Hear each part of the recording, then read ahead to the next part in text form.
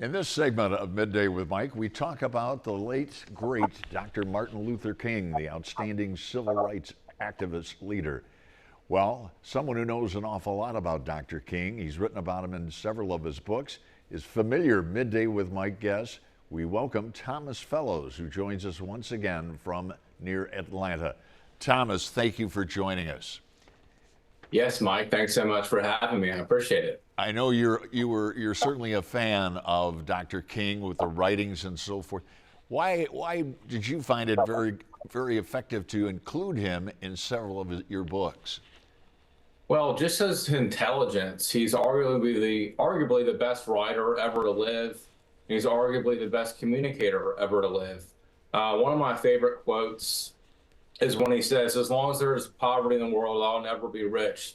As long as diseases are rampant, I'll never be totally healthy. I'll never be what I ought to be. I'll never be what I ought to be until you are what you ought to be." Very good. Obviously he was a very idealistic human being.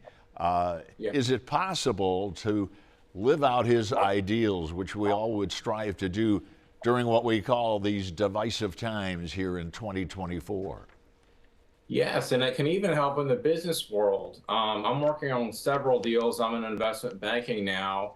And it's because I give the advantage to the other person. Empathetic and honest when I sell. And that's what my mentor, the ServiceNow CEO, Bill McDermott, taught me to do. And that's why he's been so successful throughout his career at Xerox, SAP, and present day at ServiceNow. What's one or two particular things that we desperately need in these times, do you think, and where Dr. King his ideals would still resonate very, very clearly? Well, it's serving. We don't serve enough in our community today. And Dr. Martin Luther King Jr. once said, anybody can be great because everybody can serve. You don't have to have a college degree to serve. You don't have to make your subject and verb agree to serve. You don't have to know about Plato and Aristotle to serve. All you need is a heart full of grace and a soul generated by love.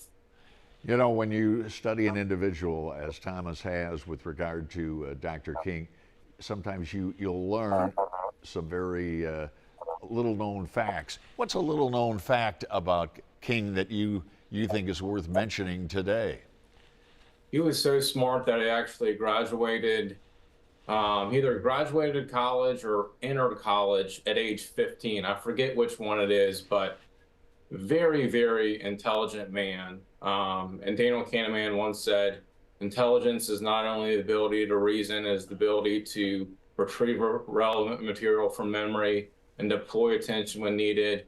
And Dr. Martin Luther King Jr. did that throughout his life. Right. You know, he was such a dynamic leader, but he was also, he was a peaceful protester. Do you think hopefully we would be able to use those ideals that he had in eliminating a lot of the protests that are being done for the wrong reasons today, correct? Yes, well, Dr. Martin Luther King Jr. believed in the nonviolent movement because he looked up to Gandhi, believe it or not. And being nonviolent is so much more powerful. He understood that he had to be an underdog to win in the civil rights movement. And that's exactly what he did, and that's why he was successful.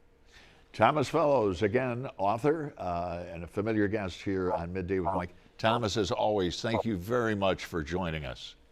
Thanks for having me. I appreciate it. You bet.